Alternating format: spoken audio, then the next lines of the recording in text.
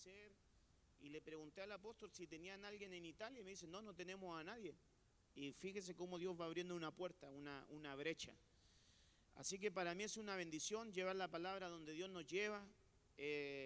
Ha sido un tiempo precioso para mí en el ministerio, y más ahora que casado, ¿verdad? El ministerio toma otra fuerza. Definitivamente Dios, cuando nos da una ayuda idónea, de verdad que es una bendición tener una compañera. Alguno pensará y dirá, lo dice porque está recién casado.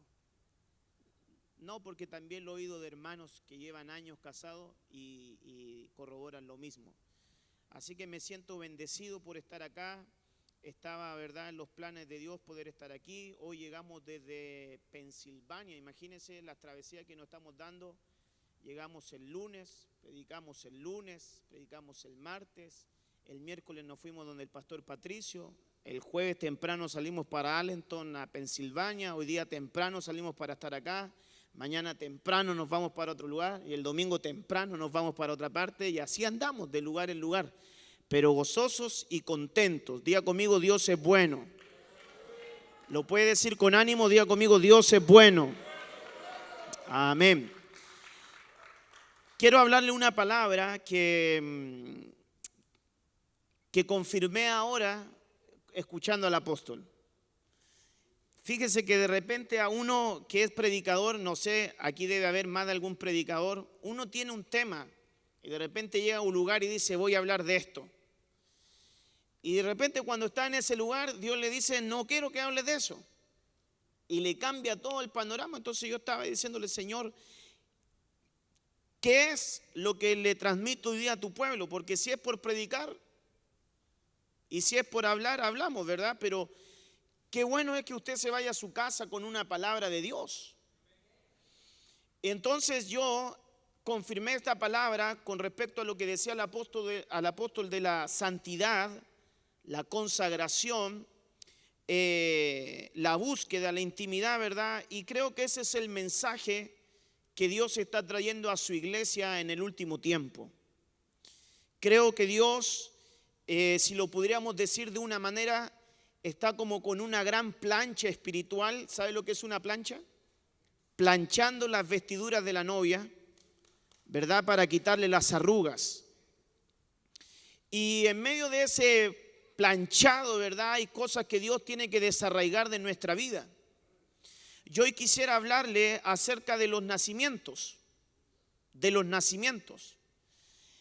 Y pido al Señor que me ayude en estos minutos que le voy a hablar, porque fueron pensamientos que fui anotando rápido, por eso que no alcancemos a proyectar, porque no alcancé a mandar a hacer una imagen, sino que estaba ahora apuntando por algo que Dios me está inspirando con respecto a los nacimientos. Y yo me pongo a pensar que los nacimientos, ¿verdad?, afectan de alguna manera nuestra vida. El lugar, por ejemplo, a donde usted nace, lo marca, definitivamente lo marca. No es lo mismo, por decirle algo, nacer en Europa, nacer en Estados Unidos, que nacer en Latinoamérica, eso usted lo sabe. No es lo mismo.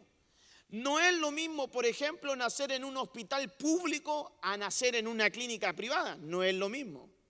Ni tampoco es lo mismo nacer en una familia que está bien acomodada, económicamente hablando, que nacer en un lugar que tiene limitancias. ¿Me doy a entender? No es lo mismo.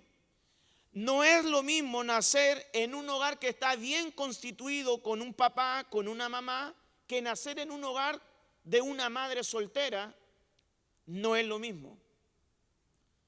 Cuando hay ausencia de paternidad, por ejemplo, hay un caminar inestable. Eso le ocurrió a Mefiboset.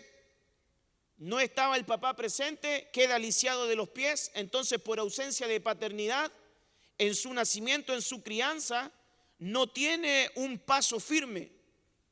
Entonces los nacimientos, claro que nos marcan. Si yo le preguntara a usted cómo fue que usted nació, usted podría decirme, mire, yo nací producto de una borrachera de mi papá con mi mamá. Y eso le marca definitivamente. Yo nací porque definitivamente mis padres se amaban y me estaban esperando y ellos me buscaron y ellos deseaban tener un hijo. Entonces eso, al que está en el vientre, lo va recibiendo. Lo va recibiendo. Cuando hay violencia en un hogar, la madre que está embarazada va recibiendo eso y el hijo nace, ¿verdad? De alguna manera con una marca espiritual. Entonces yo estaba pensando y llegué a una conclusión.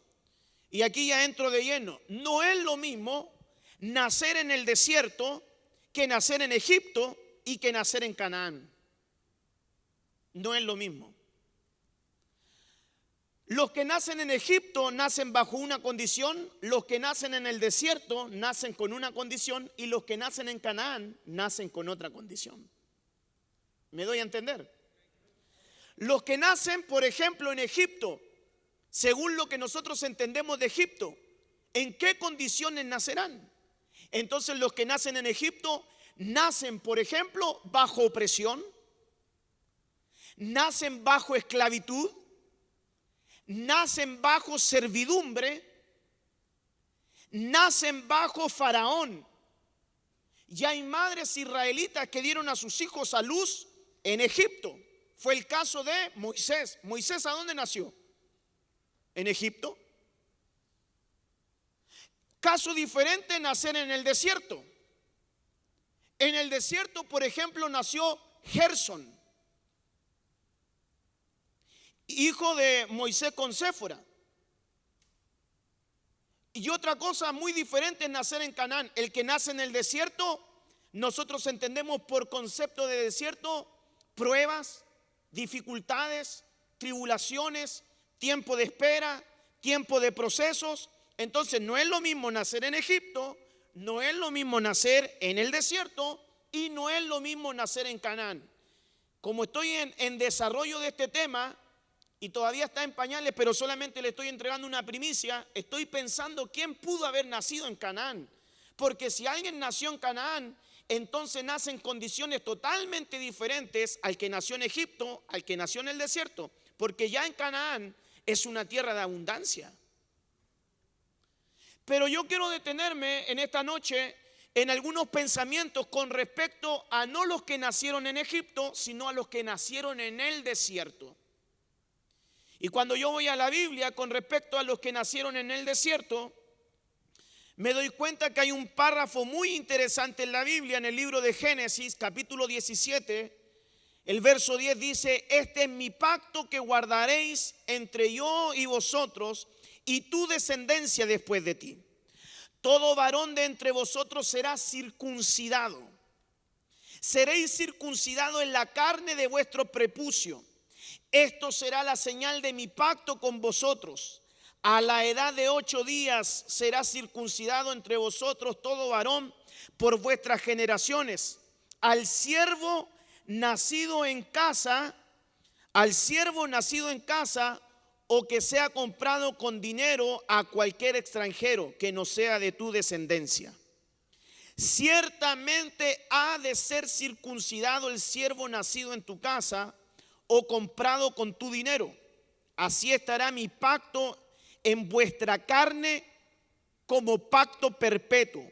Mas el varón incircunciso, que no es circuncidado en la carne de su prepucio, esa persona será cortada de entre tu pueblo y habrá quebrantado mi pacto.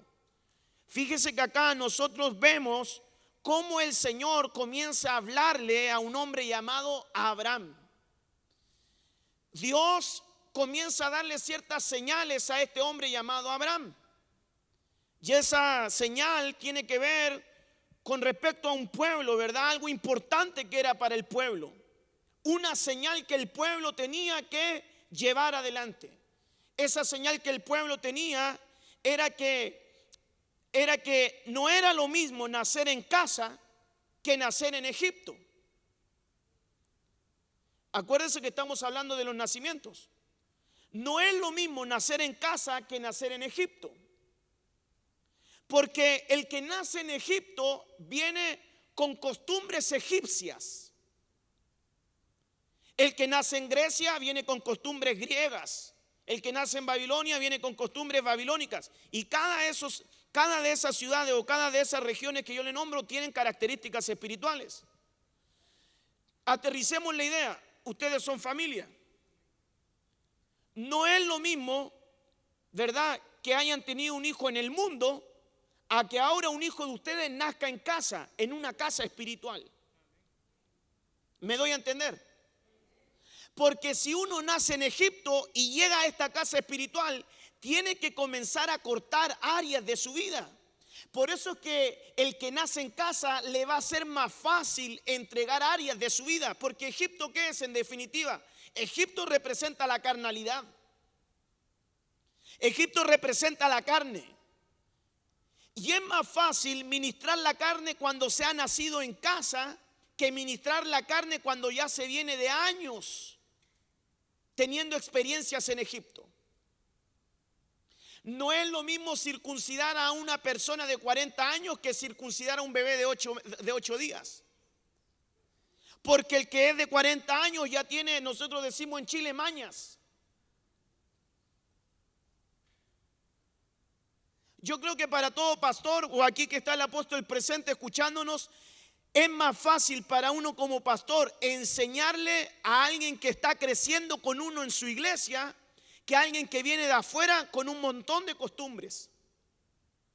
Porque el pastor, si por ejemplo ustedes, mi hermano Robert con su esposa tienen a su hija, el apóstol la debe haber conocido de pequeña, entonces para él le va a ser más fácil formarla espiritualmente porque nació en casa, que tomar a un muchacho que viene de otra iglesia o que viene de Egipto de 20 años, que viene ya con cosas en su vida, porque ya lo conoce, porque nació en casa.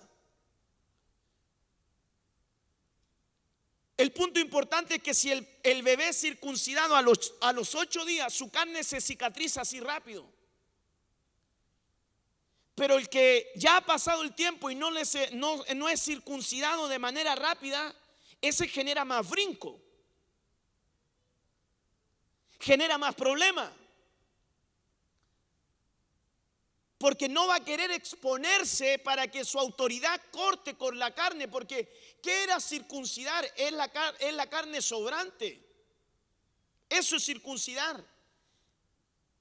Gracias a Dios hoy día, hermano, tenemos esa circuncisión espiritual en nuestro corazón. Pero se imagina un culto de circuncisión que el pastor le dijera: el domingo vamos a tener un servicio de circuncisión. Así que, hermano, prepárense para el domingo. Usted no viene el domingo, viene con temor, ¿verdad? Y que su apóstol lo estuviera esperando aquí con 2 piedras afiladas. ¿Quién va a ser el primero? A ver, venga el hermano Fran. Y el hermano Fran no quiere venir, se va a arrancar. Gracias a Dios ahora la circuncisión es en el corazón. Pero la circuncisión tiene que ver con aspectos de nuestra carne que nosotros no hemos entregado. Tiene que ver con aspectos de nuestra vida que nosotros no hemos entregado al Señor.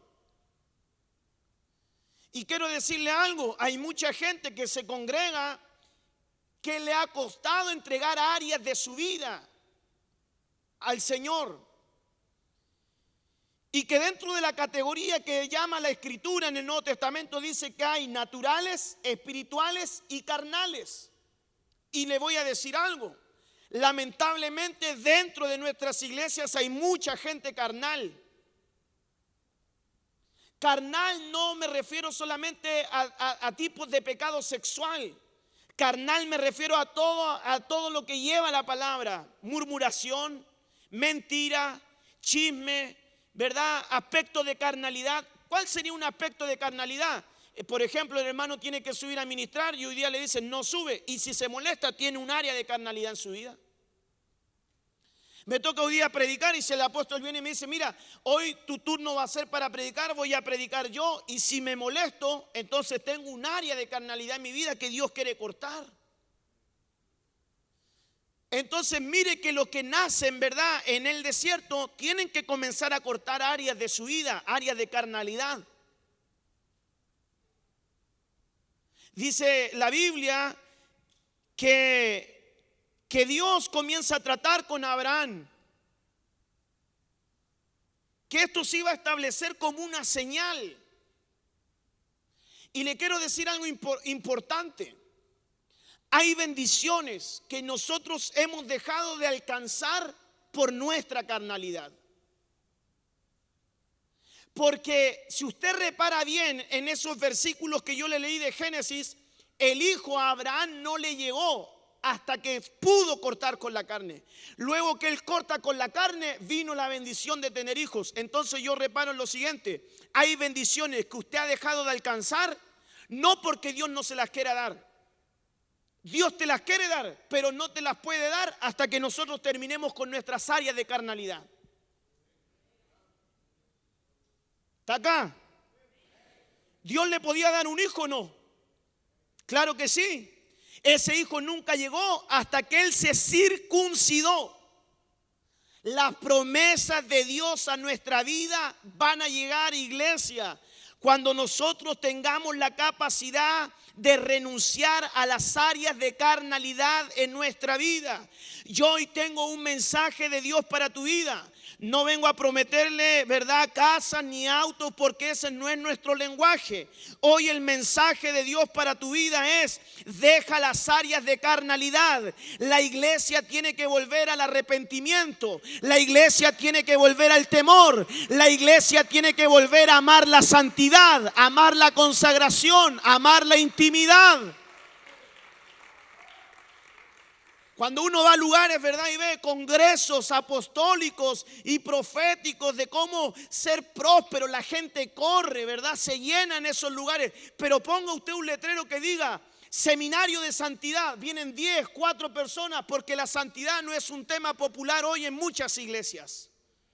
La consagración no es un tema popular en muchas iglesias. De hecho, hay gente que se incomoda con los mensajes de santidad, de consagración, de temor.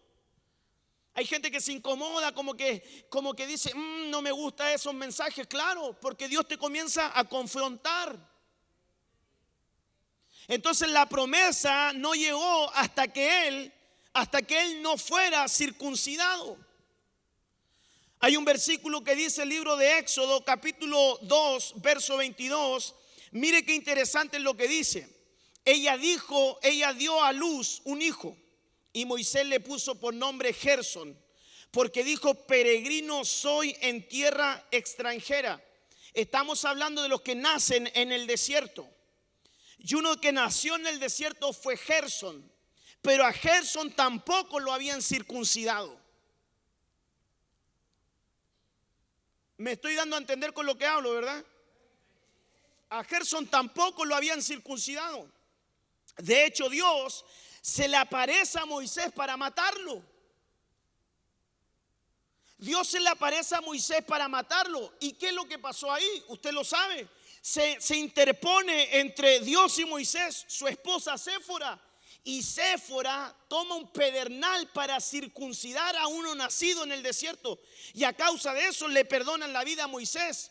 Pero si Moisés no hace eso, Moisés no cumple su propósito. Entonces yo quiero decirle una segunda cosa. Número 1, usted no puede alcanzar promesas de Dios si es que no se circuncida. Luego que se circuncidó Abraham, vinieron los hijos. Número 2, si usted no circuncida a los que están en su casa, usted no va a alcanzar los propósitos de Dios en su vida. Porque luego que Gersón se hubo circuncidado, Moisés pudo cumplir el propósito de Dios. Y mientras uno tenga áreas de carnalidad en la vida, no va a alcanzar los propósitos de Dios. Ese propósito, ese diseño que Dios tiene para con nosotros, son muy difíciles de alcanzar si es que usted no comienza a circuncidar. Me llama la atención que fue Séfora la que circuncidó a su hijo y no fue el papá. Me llama la atención que hoy hay muchas mujeres que toman el pedernal en su casa y no son los hombres los que están tomando el pedernal. Me llama la atención que hay mujeres que se levantan a velar en su casa y los hombres están muy de, ¿cuál sería la palabra hebrea? Muy de vagos, ¿verdad? Que no están cumpliendo con el rol que Dios les dio, con el rol que Dios les asignó. Y yo veo en la Biblia mujeres que si no fuera por ellas, Dios ya hace rato hubiese intervenido. Y Dios no tiene problema con querer matar a alguien, hermano. Dios no pide perdón ni pide permiso. Él es Dios, si tiene que hacer algo lo va a hacer. Pero ¿cuántas veces la mujer se ha puesto, verdad, como un intermediario entre Dios y tu casa? Le aseguro que quizás su casa no estaría en pie si es que no fuera por la oración de su esposa. Como en el caso de Débora. No estoy hablando de todos los hogares, pero la mayoría de las mujeres ha tomado un rol que le correspondía al hombre. Caso en la Biblia tenemos, Nabal, un necio. ¿Qué hizo la mujer? Salió, dice, por el camino oculto a llevarle una ofrenda a David. Él no reconocía autoridad. ¿Quién era el que no reconocía autoridad? Nabal. No reconoció cuando venía David. Y si ella no se mete entre el camino, liquidan a Nabal. Así, si Séfora no se mete en el camino, liquidan a Moisés. Entonces yo le quiero decir algo, hermano amado, es tiempo de que nosotros tomemos el lugar que Dios nos ha dado. Es tiempo de que usted tome a sus hijos, a su familia y comience a circuncidarla. Es tiempo que usted tome a sus muchachos, ¿verdad? Y comience a hablarles la palabra, a declararles la palabra. Yo no estoy de acuerdo con esos padres que dicen, no, yo soy amigo de mis hijos. Dios no te llamó a ser amigo de tus hijos. Es como el pastor que dijera, no, yo soy amigo del hermano. Dios no llamó al pastor a ser amigo de los hermanos. Dios llamó al pastor a ser el pastor de los hermanos. Si no se mete Séfora en ese camino, hermano. Y aconteció que en una posada en el camino, el Señor le salió al encuentro y quiso matarlo. En el camino. Eso me habla y quiero reparar ahí solamente un par de segundos. Dice que él estaba en el camino, no que estaba. Y hay gente que por estar al lado del camino, hermano, tiene sus consecuencias. Sea Adán serpiente junto al que muerde, ¿verdad?, el talón del jinete y hace que éste retroceda. Me llama la atención cuando nosotros hablamos de que él estaba, que se le aparece en el camino para confrontarlo. Y Dios se va a aparecer en el camino de nosotros para confrontarnos, porque por momentos nuestros caminos no han sido caminos que agraden a Dios. Nosotros cuando vamos a evangelizar, le hablamos, hermano Murillo, a la gente y le decimos, mira, Jesús es el camino, Jesús es la vida. Ya hablamos del camino, pero ¿cómo están nuestros caminos?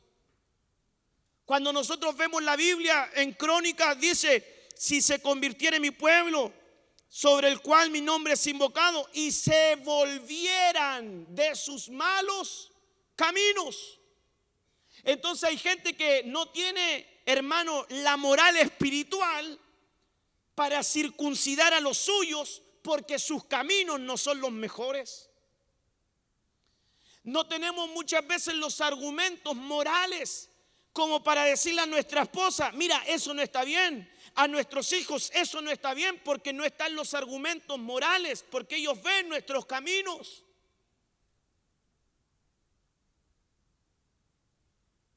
Entonces ahí dice segunda de Crónica, si se humillara mi pueblo, sobre el cual mi nombre es invocado, si me buscaran, si oraran, si se arrepintieran. Hay 5 cosas que el pueblo no está haciendo. Si se arrepintieran, no se arrepienten.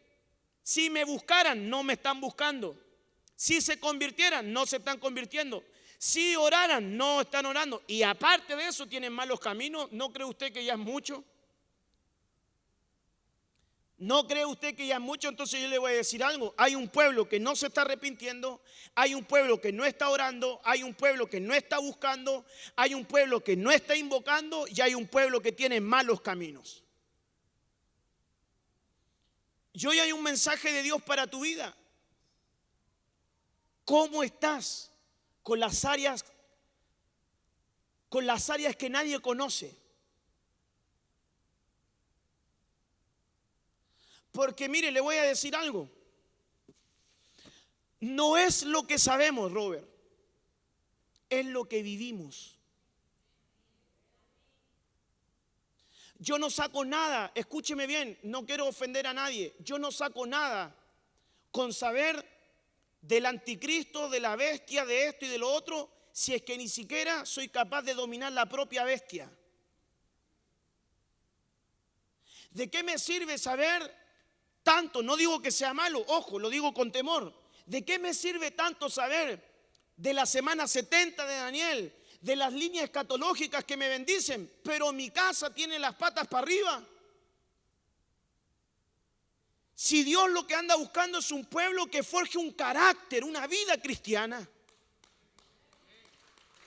Que tú seas el mismo cuando estás acá en el altar, que tu esposa, que mi esposa que me ve predicando diga, ese es el hombre que también quiero dentro de la casa, el que va manejando en el auto, el que no mira a una mujer cuando va en el supermercado para al lado, el que no se da la vuelta para mirar y decir, wow, qué tremenda mujer. Y Dios quiere el hombre que sea acá en el altar, abajo del altar y afuera del altar.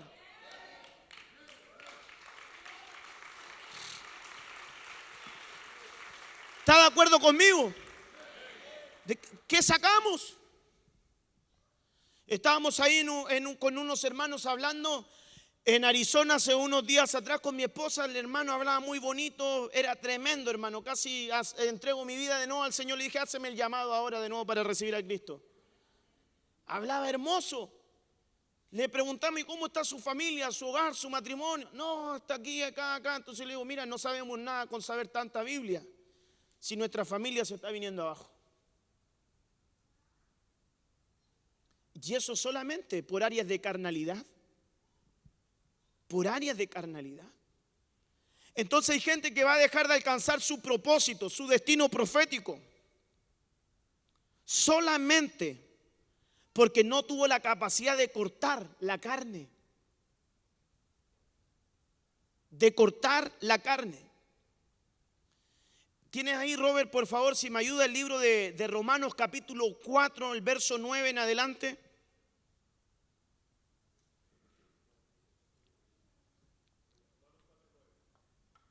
Del 9 al 11, por favor, presta atención.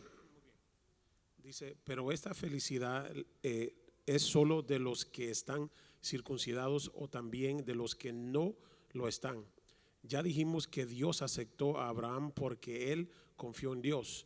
Y no hay duda de que Dios aceptó a Abraham antes de que fuera circuncidado.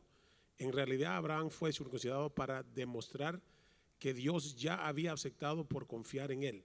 Fue así como Abraham se convirtió en el padre de todos los que confían en Dios, aunque no estén circuncidados. Mire, y recibió la circuncisión por señal, por sello de la justificación de la fe. Entonces le voy a decir algo. Quien ha cortado áreas de carnalidad en su vida es porque tiene una fe sincera. Y eso le es contado por justicia. Como que estaba viniendo y estaba, como quien dice, ministrándose. Entregando, exponiéndose. Como quien dice, si alguien tiene fe en el Señor, escuche esto, si alguien tiene fe en el Señor en la circuncisión, se dará el tiempo para cortar la carne en la ministración.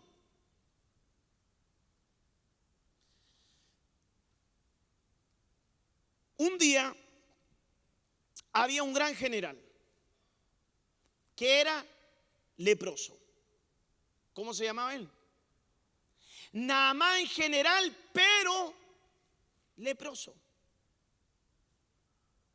Es como decirle, el pastor John es un buen joven, pero el hermano tanto es un buen servidor, pero, y ese pero es el que nosotros tenemos que procurar corregir. Toda la gente cuando veía a Naamán en la calle, ¿verdad? Se le cuadraba. Ahí viene el general. Se le cuadraba. Tenía reconocimiento delante de la gente. Tenía autoridad delante de las personas. La gente lo respetaba, lo reconocía. Permítame interpretar un poco esto para darle un poco más de salsa a los tacos. Pongámonos a pensar que en la época de Naamán ya habían espejos grandes. Solamente él sabía que cuando llegaba a su casa y se sacaba el atuendo de general, se daba cuenta que él era leproso. Que había un área de su carne que no estaba bien. Pero la gente no se daba cuenta de su carnalidad, de su lepra, solamente porque tenía el atuendo de general. Pero él sabía en su intimidad que había algo en su carne que no estaba bien. Entonces, cuando uno tiene áreas de carnalidad en su vida, de repente se oculta detrás de su posición. Ya hace creerle a los demás que todo está bien, porque nadie puede pensar que detrás de estos atuendos de pastor, detrás de estos atuendos de profeta, de evangelista, de lo que tú seas, nadie puede pensar que puedo estar en pecado y que tengo lepra. La gente puede decir, ¿cómo puede ser posible que él tenga un área de carnalidad? Eso es lo que podían pensar de Naamán. Nadie se imaginaba que detrás de ese traje había lepra. No sé si me doy a entender con lo que estoy hablando. Un día, cuando usted ve la historia esta en Segunda de Reyes, le dice, anda a la casa del profeta Eliseo. Y si usted repara en un versículo, dice ahí que él se paró a la puerta, pero que no entró a la casa del profeta. ¿Sabe por qué? Porque un día yo le pregunté a Dios, ¿por qué la gente que tiene lepra se para a la puerta y no quiere entrar a la casa del profeta? Es porque no tiene la valentía de entrar a exponerse ante la unción profética, porque la unción profética te va a desnudar. Entonces la gente quiere mantenerse así mejor y que no me descubran. Porque mire que hay que tener coraje para venir delante de su cobertura y decirle, ¿sabe qué, apóstol? Vengo a sacarme la vestidura de ministro de alabanza. Yo estoy luchando con áreas de carnalidad en mi vida. Si tiene que sentarme, siénteme. Pero yo prefiero recuperar mi relación con Dios antes que seguir con esta lepra. Es más fácil mantener la posición porque a la gente le gusta la posición antes que la relación. Mira, Saúl, Dios ya te ha desechado, papito, Dios ya te desechó. Bueno, no importa que Dios me haya desechado, pero habla bien de mí delante de la gente. A la gente le interesa más la posición que su relación. Y hoy Dios está interesado en forjar tu relación con Él antes que tu posición.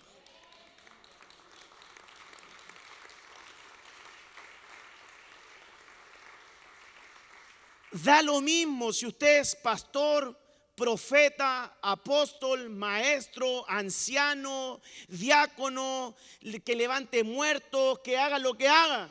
Si tiene un área de lepra, venga donde su cobertura y dígale, ¿sabe qué? Tengo un área que no ha sido circuncidada. ¿Sabe qué, apóstol? Estoy luchando. Ayúdeme. Ayúdeme, por favor, necesito ayuda. Si tiene que sentarme, siénteme. Si tiene que usted considerar disciplinarme, hágalo. Pero no quiero yo estar así, con esta carnalidad. Entonces yo de repente veo que hay gente que aparenta dentro de la iglesia, que puede cantar, no lo digo por ustedes, que puede predicar como yo, que puede hablar en lenguas, profetizar, pero que lleva una vida torcida. Capítulo 1, 2, 3, 4, 5, 6, 7, 8, 9, 10, 11, 12, 13, 14, 15. Si te convirtieras, si te arrepintieras. ¿Y qué pasó del capítulo 1 al 14? Me habla de un ministro que profetizaba, que hablaba de parte de Dios, que podía hacer la obra de Dios, pero que nunca se había arrepentido, ni nunca se había convertido. Eso me habla de gente que puede pasar años, pero el hecho que tú hagas no es garantía de nada. El hecho que tú vengas no es garantía de nada. Dios viene a confrontar la vida de Jeremías. Le dice: papito, ya pasaron 15 capítulos. Es tiempo que nos encontremos. Es tiempo que te arrepientas. Es tiempo que te conviertas. Es tiempo que dejes las áreas de carnalidad. Es tiempo que renuncies a esa manera de vivir que tienes. Es tiempo que renuncies a esa doble vida que tienes. Es tiempo de que te definas. Yo hoy traigo un mensaje de Dios para esta iglesia. Para la iglesia de Cristo, más bien dicho, porque hay mucha gente que puede ver. Para la iglesia que ve en Chile, en Argentina, donde estén. Es tiempo que la iglesia se defina. Mire, escúcheme, no estamos jugando a la iglesia. O somos o no somos. No estamos en el tiempo de aparentar algo que no vivimos. O usted es o no es. Aquí su apóstol no le va a enseñar a ser buen hermano. O usted es o no es. Pero defínase, o es frío o es caliente. Pero así a medias como que... Entonces hay gente que un día sí, otro día no. Un día sí, hoy me consagro, hoy quiero buscar a Dios. Mañana ahí ando de pecador por la vida. No. Dios no funciona así. Dios no funciona así. Entonces Naamán no quiere entrar bajo el profeta, porque entrar bajo el techo del profeta, por eso es que él se queda parado en la puerta. Porque si él entra bajo la cobertura de él, se le complica el asunto. Se le complica definitivamente, lo van a descubrir.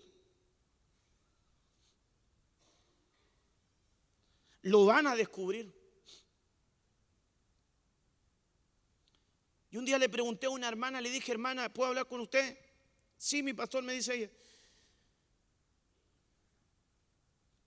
Háblame de tu esposo. Me quedó mirando así con esa mirada, como una mirada nerviosa. Así como...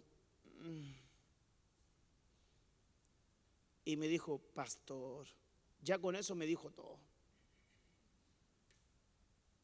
Háblame de tu esposo. Y ya con eso me dijo todo. Me dijo: pastor, como que me está diciendo, ¿para qué le voy a decir si usted ya sabe?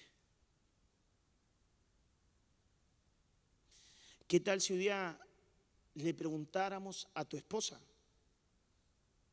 cómo está tu comportamiento en la casa? ¿Qué nos diría? ¿Qué testimonio nos daría ella?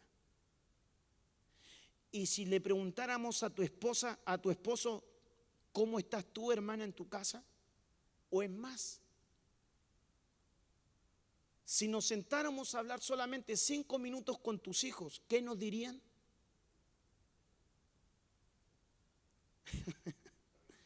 ¿Qué nos dirían tus hijos si solamente habláramos con él 10? Porque, mire, hay un dicho que dice que los borrachos y los niños dicen la verdad. Si nos sentáramos a hablar, a lo mejor un hijo vendría y diría: no, yo veo que mi papá se toma sus tragos, sus cervezas, sus cosas. Yo veo que mi papá esto, lo otro. Yo tuve que orar por un niño en la iglesia. Espero que esa familia no esté viendo el culto allá desde Chile. Pero yo tuve que orar por un niño en la iglesia, porque cuando entró a la habitación, porque usted sabe que los niños no hacen esto para entrar. Estará ocupado, ellos llegan y entran porque son niños. Y cuando entró, vio a su papá que estaba solo viendo películas para adultos. Él se lo contó a la mamá. La mamá no dio con mi hermano, porque no sé si mi hermano no estaba o algo, pero no pudo hablar con el pastor. Se acercó a mí y me dijo: pastor, hay que tratar esto, hable usted con mi esposo. Entonces yo comienzo a hablar con el esposo atado a la pornografía por años. Pero ese no es el tema es que lo vio él, el niño. Se le mató la inocencia. Para más peor, como diríamos por allá, alguien que ministraba. Por eso le digo, de repente el hacer no es garantía de nada. Cuando Dios le habla al profeta, le dice, ve a las recámaras. ¿De quién? Y ve entre medio de las grietas. ¿A quién le están diciendo que observaran? Ayúdeme a predicar. ¿A quién le estaban diciendo eso? Cuando le hablan al profeta y le dice, anda y ve la recámara de los sacerdotes. Mira lo que tienen y hacen en oculto. No estaba hablando y diciendo, anda y ve a la recámara de la oveja. Anda y ve a la recámara de los sacerdotes. Los sacerdotes estaban haciendo cosas pero abominables. Él se cae de espalda cuando ve y dice, wow, ¿es de verdad esto hacían ellos en oculto? Por eso es que hoy día la labor del ministro, por ejemplo, es cuando dice en el libro de Ezequiel, le enseñarás a mi pueblo. ¿A qué? ¿A que profeticen bonito? ¿A que reprendan bonito? ¿Le enseñarás al pueblo a que venga bien vestido? No. Le enseñarás a mi pueblo a discernir. ¿Pero discernir qué? Entre lo santo y lo profano. Y cuando usted comienza a buscar esa palabra, discernir, le aparecen 4 palabras para discernir. Anacrino, diacrino, creo que las otras 2 no me acuerdo, pero usted me va a ayudar. Pero son 4, anacrino, diacrino, anacrino y creo que me falta una. Ayúdeme usted que sabe más que yo, por favor. Pero dice separar a fondo. Déjeme buscarlo, por favor. No nos demoramos nada. Para que no quede duda alguna, después va a decir, no, eso no sale en la Biblia. Tranquilo. Sí sale.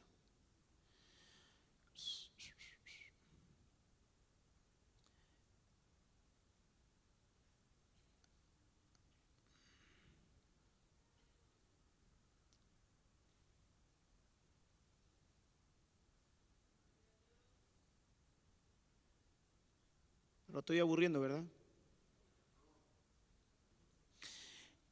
Ezequiel 44:23. Enseñarán a mi pueblo a discernir entre lo santo y lo profano. Harán que ellos sepan distinguir entre lo inmundo y lo limpio. Y esa palabra discernir es la palabra hebrea bim, B larga I y latina N, raíz primaria que significa separar, distinguir. Aparecen 4 palabras: diacrisis, diacrino, anacrino y doquimazo. La palabra diacrisis significa tener un juicio estimado de algo. Diacrino, separar a fondo, retirarse de, hacer la diferencia. Anacrino, investigar, interrogar, examinar, juzgar. Doquimazo, chequear, aprobar, examinar. Le enseñarán a mi pueblo a distinguir, a separar. Entonces la tarea que hoy tenemos nosotros los ministros, la tarea del evangelista, por ejemplo, en mi caso, no solamente es llamar a la gente al arrepentimiento, sino que mi función también, según el libro de Efesios, es edificar. La palabra edificar es la palabra catartizar, y la palabra catartizar es ajustar. Entonces la tarea que tiene el apóstol, que tiene el pastor, que tiene el profeta, que tiene el evangelista, que tiene el maestro, dentro de la iglesia de Cristo es comenzar a ajustar. Es como cuando usted lleva su vehículo al taller, va por un problema y resulta que el auto salió con 10 problemas más. Y lo que hace el mecánico es comenzar a ajustar las piezas, ajustar el aceite. Y cuando Dios nos trae a su casa, no es para entretenernos, no es para que nosotros hagamos un show o contemos bromas o chistes, es para ajustar tu vida. Es para decirle, hermano, mire, esta tuerca no está bien. Vamos a ajustar, vamos a comenzar a renunciar a áreas de nuestra vida, a doblegar la carne, a quemar la carne. Entonces mire que el pueblo tiene que hoy día entender que tiene que ir sí o sí a comenzar a separar. Dígale que no estoy, que llame más tarde, por favor. Distinguir, separar a fondo.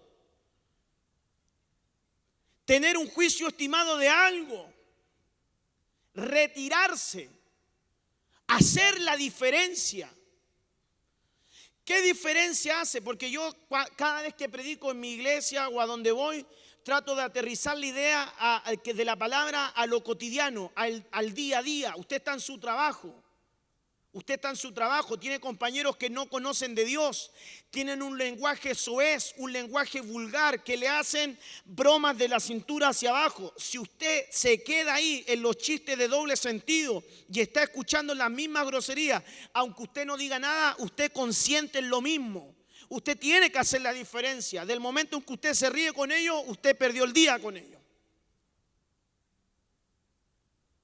Hacer la diferencia. Comenzar, hermano amado, a tener un juicio estimado de algo. Comenzar a preguntarse, ¿lo que estoy haciendo me edifica? ¿Me edifica esa relación que tengo? Hoy le hablo al muchacho, ¿me edifica esa relación que tengo con la novia que no conoce a Dios? A usted, señorita, le digo, ¿le edifica esa relación que tiene con un muchacho que no viene a la iglesia? Que me diga, no, pastor, si lo voy a convertir, él se va a venir al Señor. A otro perro con ese hueso. No le edifica. Porque lo que ese muchacho quiere no es besito y abrazo, lo que él quiere es carne. Y si quiere carne, que vaya un carnicero. Pero esa relación no le edifica. ¿Le edifica tener amigos del mundo al día de hoy? Cuando la Biblia dice que tu familia ni siquiera viene a ser ni tu mamá ni tus hermanos, sino los que hacen la voluntad de tu padre, esa es tu familia. Eso es lo que habla de discernir, comenzar a chequear, comienza a chequear, hermano. Usted comienza a chequear a sus hijos. A lo mejor sus hijos están entrando en áreas de carnalidad a temprana edad porque usted no los está chequeando. La plaga que entró de las ranas, ¿por dónde entró? En la época de Éxodo en Egipto, ¿por dónde entró la plaga de las ranas? Está acá, ¿verdad? No me deje solo. ¿Por dónde entró la plaga de las ranas? ¿Ah? Por las ventanas. ¿Y a dónde se subieron las ranas? A las camas. Y la rana es un animal, un reptil inmoral. Y hoy por hoy, tú como padre, para evitar la carnalidad en tus hijos, tienes que revisarles las ventanas. ¿Y qué son las ventanas? ¿No son nuestros portales? Tu hijo te toma el y de repente sabe más que tú en el teléfono. Hermano, niños de 4 años mueven sus dedos más rápidos que son ventanas. ¿Y qué tal si él toma el teléfono y está acostado en su cama y usted no lo está chequeando, no le revisa lo que ve, se le metió una rana en la cama? Y hoy día se adelantan a la pornografía, a la masturbación. Hoy día en Estados Unidos hay chicas, niños que se mandan fotografías desnudos. Y hay padres que no tienen idea porque no están chequeando. Y esa palabra chequear significa investigar, chequear, examinar. Anacrino, le enseñarán a mi pueblo a separar lo santo de lo profano. Hijo, ¿para dónde vas? ¿Con quién hablas? ¿Con quién hablas? ¿Con quién te juntas? A ver, muéstrame tu teléfono. ¿Por qué te encierras en tu habitación? Estar ahí. ¿Cuál fue el error de Elí? No chequear a sus hijos. Tú no estorbaste a estos jóvenes. Por eso es que no conocía ni la costumbre sacerdotal. Porque él como sacerdote no estaba viviendo nada. Porque lo que tú no vives no impartes. Lo que tú no vives no impartes. Los sacerdotes tenían normas y él como sacerdote no le estaba traspasando nada a sus hijos. ¿Qué sacerdote se iba a levantar si sus hijos andaban por las tapas, tomaban ofrendas, se acostaban con las mujeres del templo y dice, tú no estorbaste a estos jóvenes? No los estaba chequeando. Así que tenemos, como decimos allá en Chile, pega por delante. Tenemos trabajo por delante. Ya voy terminando, me quedan 3 minutos de 1 hora, creo, aunque acá llevo 41.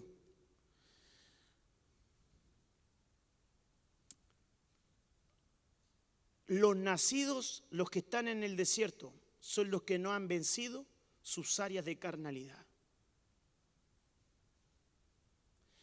¿Te cuesta hoy día la carne? ¿Estás luchando con temas de la carne? Entrégale esas áreas al Señor. Usted que vino hoy día acá a la casa de Dios, puedes profetizar muy lindo, cantar muy lindo, predicar muy lindo, hablar en lengua muy lindo, pero estás luchando con áreas de carnalidad. Entrega esas áreas. Entrégalas. Dile al Espíritu Santo que te ayude. Dile, Espíritu Santo, ayúdame en estas áreas que me cuestan. ¿Luchas con la mentira? ¿Luchas con el engaño? Usted que está casado, lucha en sus áreas de intimidad. Porque el tema de la carne es un tema. Nosotros ministramos muchas cosas que a lo mejor usted no tiene idea, a lo mejor las ministran los pastores de acá, ancianos, el apóstol, pero gran parte de las cosas que nosotros ministramos en la iglesia son áreas de carnalidad, de pura carnalidad. Ni siquiera tanto de deudas familiares ni problemas de conflictos monetarios, sino áreas de carnalidad. Mi esposo se fue con otra mujer, mi esposo es mentiroso, mi esposo tiene vicios, mi esposa acá, mi esposa allá, puras cosas de carnalidad. Y la iglesia que el Señor viene a buscar no es una iglesia carnal. No es una iglesia carnal.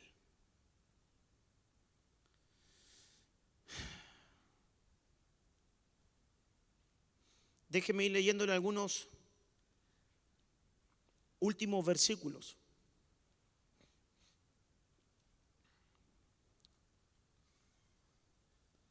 Lo estoy buscando acá. Libro de Deuteronomio, capítulo 20. El verso 5 y 8. Voy a abrir aquí también en mi Biblia. 20, 5 y 8 dice: y los oficiales hablarán al pueblo diciendo: ¿quién es el hombre que ha edificado una casa nueva y no la ha estrenado? Ahí la tiene, ¿verdad? Vaya y vuelvas a su casa, porque quizá no muera en la batalla y alguno otro la estrene. ¿Quién es el hombre que ha plantado una viña y no ha tomado aún de su fruto? Que salga y regrese a su casa, no sea que muera en la batalla y otro goce de su fruto.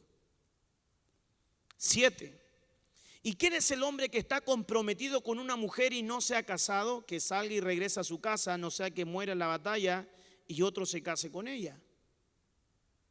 8. Entonces los oficiales hablarán otra vez al pueblo y dirán: ¿quién es el hombre medroso y de corazón apocado que salga y regrese a su casa, para que no haga desfallecer el corazón de sus hermanos como desfallece el corazón suyo? Pero en los versículos anteriores dice el versículo 1: cuando salgas a la batalla contra tus enemigos y veas caballos y carros y un pueblo más numeroso que tú, no tengas temor de ellos, porque el Señor tu Dios que te sacó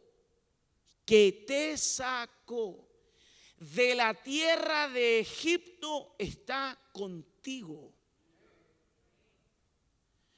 ¿Qué unión hago yo? ¿Qué unión hago yo con estos versículos que le leí? Si estamos hablando con aspectos de carnalidad, yo estoy diciendo que el que nace en Egipto tiene áreas de carnalidad, lo que estábamos hablando todos estos minutos. Entonces yo digo, si Él te sacó de Egipto, entonces si Él te sacó de la carne, pero quien todavía vive en la carne no podrá disfrutar de 4 cosas. ¿Me doy a entender? Si usted salió de Egipto, pero todavía no corta con áreas de su carne porque quiere seguir ligado a Egipto, entonces dejará de disfrutar su casa. 1. Porque quien no corta la carne no puede cuidar su casa. Número 2. Porque quien no corta la carne no puede cuidar su viña. Número 3. Porque quien no corta la carne no puede disfrutar a su esposa.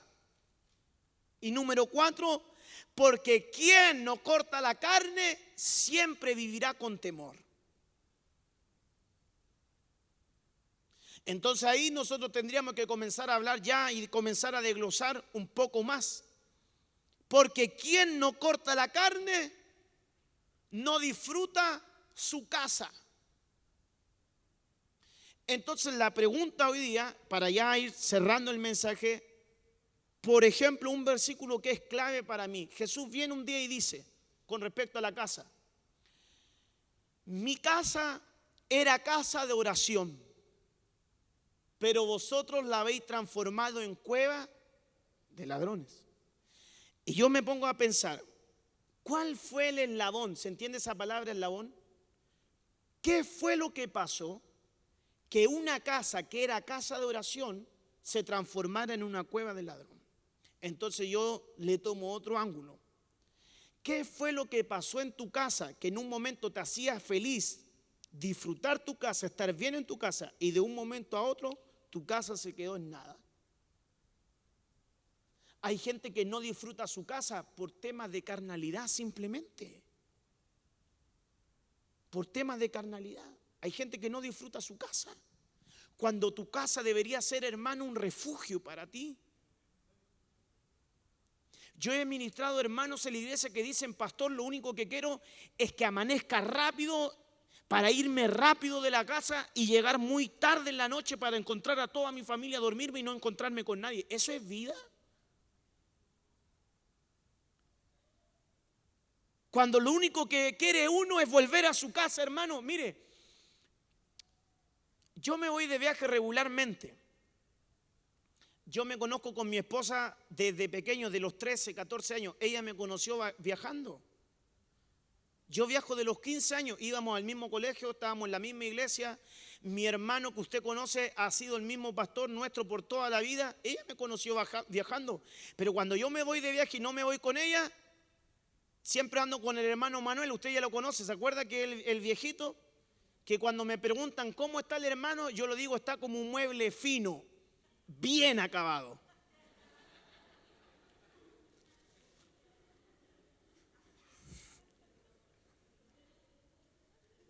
Pero yo me voy con él y apenas llego a un país, a alguna ciudad, a alguna parte, empiezo, no sé por qué me pasa, pero empiezo, me quedan 5 días para volver a mi casa. Me quedan 4 días para volver a mi casa. Me quedan 3, porque lo único que quiero es llegar a mi casa y estar con mi chinita. Usted no tiene por qué saber porque yo le digo chinita, esos son códigos de nosotros. Usted tiene sus códigos, ¿verdad? Y yo tengo los míos, pues. Pero lo único que quiere cuando uno ama su casa es volver a su casa. ¿O no? Pero aquí dice Deuteronomio, el que ha salido de Egipto no va a tener problemas, va a querer disfrutar su casa, va a querer cuidar su casa. Pero quien no ha salido de Egipto, es decir, quien no ha salido de la carnalidad, no cuida su casa, no la cuida. Voy en -5. ¿Tengo 5 minutos más, apóstol? Ok, me hacen así, dele. Perfecto. Mire qué interesante es cómo cuidar la casa. ¿Cuál es su nombre? Nelson. Dice, quien no provee para los suyos es peor que un incrédulo que no provee. Pero cuando usted busca la palabra proveer, no es la palabra de lo natural. Te traje 1 kilo de azúcar, te traje 1 kilo de arroz, es la palabra proneo. Y la palabra proneo es quien mantiene por medio de la voz. Y una de las maneras de cuidar tu casa, porque has salido de la carnalidad, es mantener a tu familia por medio de una voz. ¿Cómo yo me doy cuenta que su apóstol cuida de usted y esta es su casa? Porque tiene un proneo, te mantiene a ti que eres oveja por medio de la voz. siempre hay una palabra que te mantiene. Siempre. Entonces de repente usted puede llegar a un culto, no se lo va a decir a él, está un día domingo, viene con su familia desanimado, quiere tirar la toalla y de repente viene Dios, el Espíritu Santo, toma a ese hombre, ¿verdad? Y empieza él a predicar, a predicar, a predicar y usted que venía así, se va así, guay, ¿a dónde hay un muerto para resucitar? Te mantuvo por medio de la voz, está cuidando su casa. Pero quien tiene área de carnalidad no cuida su casa. Entonces, por ejemplo, ¿cómo yo como ministro no cuido mi casa si es que tengo área de carnalidad? Como ministro, entonces no me preocupo de leer, de estudiar, de orar para que Dios me hable para el pueblo. Entonces no estoy cuidando, no me estoy preocupando. ¿Me doy a entender? Quien no corta su carne, según el libro de Deuteronomio, no es capaz de cuidar su viña.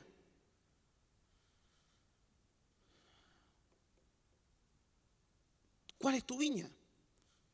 Tu viña puede ser la iglesia, el ministerio, tu familia, pero vamos a darle el enfoque de la familia. Esa es tu viña. Pero quien no ha cortado la carne no puede cuidar de su viña. Esta es la bendición del hombre que teme ¿a quién? A Jehová. Su esposa será como ¿qué? Como vid. Sus hijos serán como ¿qué? Como olivos. Su esposa será como vid. ¿Sabe lo que es la vid? Las uvas. ¿Sabe lo que representa las uvas? El vino. ¿Sabe lo que representa el vino?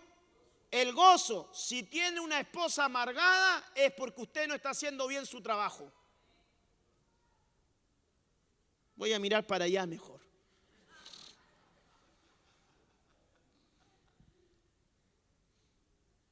Esta es la bendición que el hombre que teme a Jehová, su esposa estará gozosa, alegre. Cuando yo veo una hermana que está amargada, yo digo, ese es el resultado de un esposo que no está haciendo bien su tarea. Yo he conocido hermanas que nunca tienen una sonrisa, que siempre están así como, pero otra hermana y uno le ve la cara de alegría. Sus hijos están ahí. Tiene que cortar la carne para disfrutar a su esposa.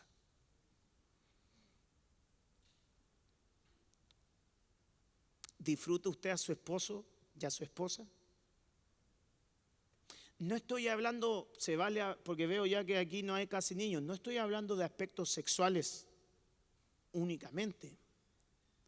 Porque dice la Biblia, tú disfrutarás con la mujer de tu juventud.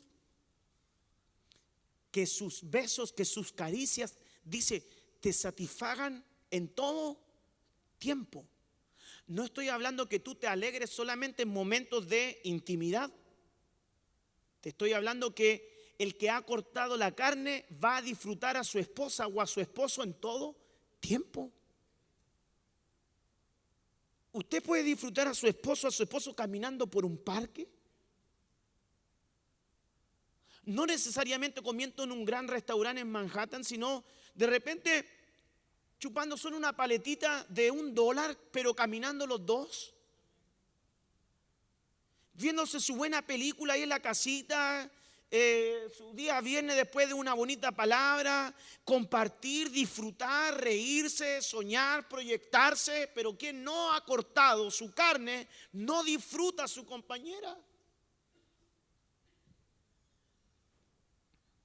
¿Sabe por qué no la disfruta? Porque nosotros siempre encontramos más cosas malas que buenas. Les voy a dar un secreto, aquí entre nos. Cuando tenga un problema con su esposa, nosotros los hombres o las mujeres siempre atacamos a la persona. Y hay que aprender a atacar el problema y no a la persona.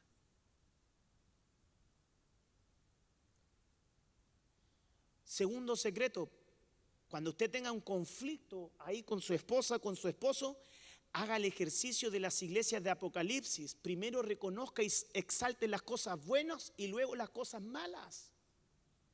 Nosotros empezamos por lo malo y luego por lo bueno. Y en la Biblia es primero lo bueno y luego lo malo. Aunque tienes poca fuerza, has guardado mi palabra, no has negado mi nombre, esto y lo otro, pero tengo algo en contra de ti. Primero reconozca las cosas buenas. Tercer ejemplo, cuando tenga un conflicto ahí con su esposo, saque lo precioso de entre lo vil. No se quede con lo peor de ella o de él, sino que saque lo mejor de él o de ella. Y por último, para ya que se vaya en paz a su casa, que no ha cortado su carne porque no ha salido de Egipto, no vive con temor. Y una de las cosas que se ha perdido hoy por hoy en la iglesia, termino acá o si no sigo predicando, es el temor. Hace un par de días atrás le comenté, estaba en Europa. Y antes de irme para otro, la entrada para Europa generalmente es por España. Uno llega a España y de ahí se empieza a mover. Y llegué a una iglesia en España y me invitaron a predicar unos hermanos gitanos. Y los gitanos aquí entre nosotros son bien raros. Yo no sé si alguna vez ha predicado en una iglesia gitana. No le estoy hablando de mezclas. Le estoy hablando de gitanos puros. No fui a una iglesia de mezcla.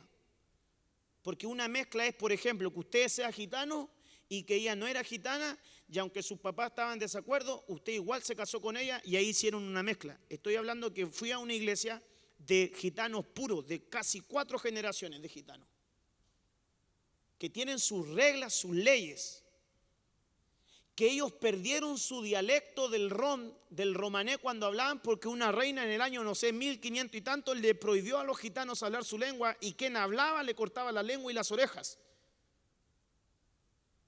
Y lo primero que veo yo cuando entro a la iglesia de ellos es que las mujeres estaban sentadas acá y los hombres acá. El pastor me iba hablando en el auto y me dice, no puedes hablar de virginidad, no puedes hablar de diezmos, no puedes hablar de esto, no puedes hablar de esto, no puedes hablar de esto, no puedes hablar de esto. Yo le tomé la mano y le digo, entonces, ¿de qué hablo?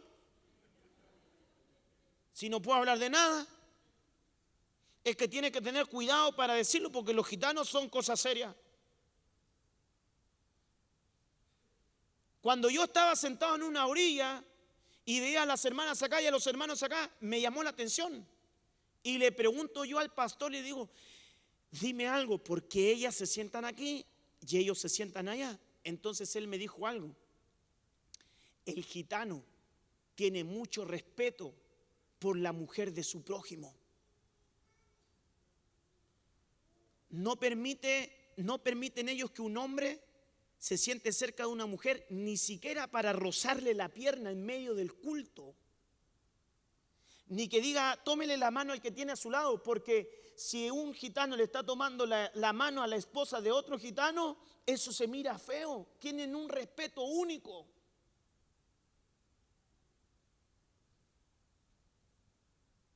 Él dice, no pueden entrar aquí con short, ni con así, ni con brazos descubiertos. No pegan chicles debajo del asiento. Tenían un temor. Pero así en lo más mínimo tenían un temor. Y yo de repente veo en las iglesias que el temor se perdió hace mucho. El temor a Dios se perdió. Ministros que se suben a predicar sin temor de Dios. Ministros que se suben a entonar alabanza sin temor de Dios. Se perdió el temor de Dios. Y dice, quien no ha cortado su carne es porque no tiene temor de Dios. Y una de las cosas que tiene que volver en este último tiempo a la iglesia de Cristo es el temor. Temor para hacer la obra, temor para servir, temor. No el fobos. No es ese miedo así como que yo digo, Dios me va a golpear. No, el temor de reverencia a Jehová. El temor, por ejemplo, cuando yo entro a su casa. El temor que yo tengo cuando yo vengo y me subo al altar. El temor que yo tengo que tener para poder hablarle. El temor que tú tienes que tener para entender que estás en la casa de Jehová. No estás en cualquier lugar.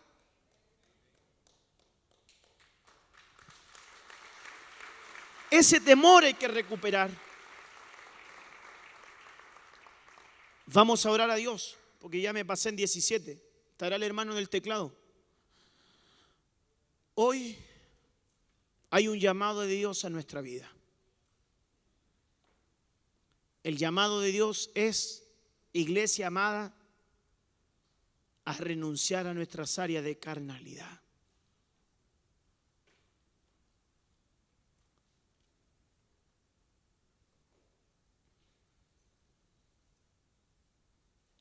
Vale hacer un llamado al altar, ¿verdad? Todavía tengo 5 minutos.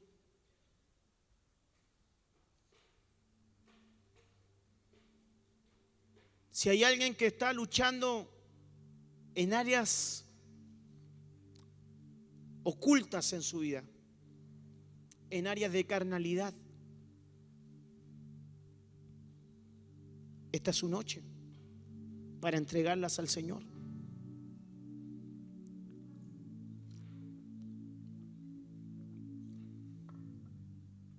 Póngase sobre sus pies. Este es su momento, este es su tiempo. Si usted quiere venir al altar, mire, no importa que usted sea anciano, líder, predicador, que esté en la alabanza, véngase al altar. A lo mejor está luchando con la mentira, con el pecado, con áreas ocultas. Deje la apariencia a un lado y renuncie a esas áreas. No piense en el qué dirán si me ve mi apóstol salir y yo estoy ahí en el servicio. ¿Qué? Deja eso de lado. Vuelve tu corazón a Dios. A lo mejor está luchando con la murmuración, con el engaño, con la mentira, con el orgullo. Renuncia a las áreas profanas. ¿Qué es lo profano? Esaú era un profano. Esaú, por no ser profano, no supo guardar su herencia, su primogenitura, porque era un profano. Y mire que la palabra profano es perforado. ¿Me está escuchando? Es perforado.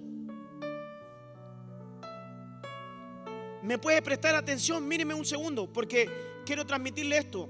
La palabra profano significa perforación. ¿Sabe a qué le hicieron un perforado? A Saúl, cuando era rey, no se dio cuenta y le hicieron un corte. Y recuérdese que en la vestidura entraba el aceite y caía, pero se le iba perdiendo la unción, el aceite, porque tenía un área perforada en su vida. Por eso es que el que es profano no tiene la capacidad de retener la bendición de Dios y se le escurre porque tiene una perforación. Es como cuando usted tiene una grieta en el techo. Si está lloviendo y hay algo perforado, se le va a entrar el agua. Hasta que se perfore, dejó de entrar el agua. Y hoy día tenemos que decirle a Dios: ayúdanos a sellar esas áreas perforadas en nuestra vida. Yo no sé con qué estás luchando, con qué estás peleando, con qué estás batallando, pero sí sé que está el Espíritu Santo de Dios para ayudarte. Y una unción evangelística, ¿sabes cuál es? Dice: el Espíritu del Señor está sobre mí para anunciar buenas nuevas a los abatidos, para proclamar libertad a los cautivos. Y en esta noche Dios me ha traído a esta casa para decirle que si hay áreas de cautividad, en el nombre de Jesús, llama a la libertad a los cautivos. Esas áreas cautivas en tu vida, entrégalas a Dios. Renuncia a esas áreas de cautividad ahí en tu lugar. Abre tu boca, abre tus labios, confiesa delante de Dios. Dile a Dios: estoy luchando con estas áreas cautivas en mi vida, pero en esta noche he pasado al altar porque quiero ser libre de esas ataduras, de esas ligaduras, de esas cadenas que me atan a la carnalidad. En este día, Dios, quiero renunciar a todas las áreas de inmoralidad en mi vida, a todas las áreas de carnalidad en mi vida.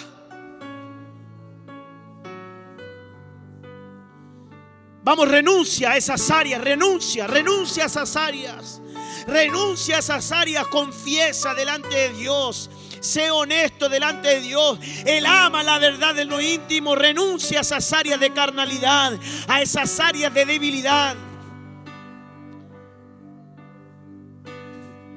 Entrega esas áreas.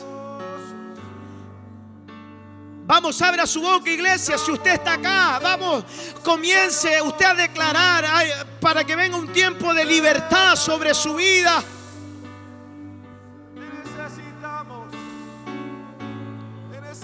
Renuncia a esas áreas en el nombre de Jesús.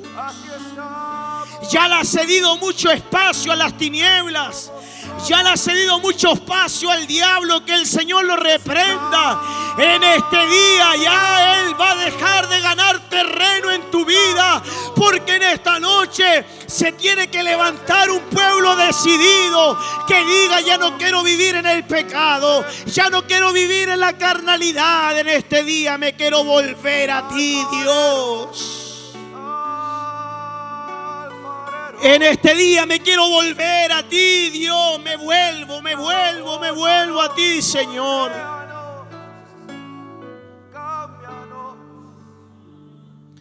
Tú que luchas, hermano amado, con la pornografía, con la masturbación, con los impulsos carnales, con los deseos sexuales, hoy día entrega esas áreas.